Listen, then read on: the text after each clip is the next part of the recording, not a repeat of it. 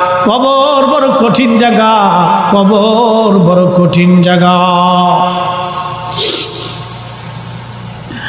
অনেক বড় কঠিন। এই কবরখানা দেখে উসমান গনি জিন্নুরাই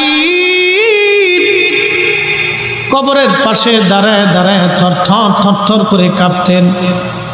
সাহাবা একরাম বলেন, আমিরুল মুমিনিন, আল্লাহ আপনাকে দুই নূরের অধিকারী বানিয়েছেন, দুনিয়ার থেকে জান্নাতের সার্টিফিকেট পেয়েছেন, তারপরেও কেন কবর দেখে দেখে আপনি কাঁদেন? উসমান গনি বলতেন, সাহাবীরা রে, আমি আমার মাসুকের জবান থেকে শুনেছি এই কবর হলো প্রথম ঘাঁটি, এই কবর প্রথম ঘাঁটি। কবরের মধ্যে তিনটা প্রশ্ন করা হবে, মান রাব্বুকা ওয়া মা দীনুকা মা কুনতা তাকুলু ফি হাক্কি হাযার রাজুল। আমি উসমান গনি কি কবরের প্রশ্নের জবাব দিতে পারবো কিনা, এই চিন্তায় কবর দেখলে আমি কাঁদি, কবর দেখলে আমি কাঁদি, কবর দেখলে আমি কাঁদি।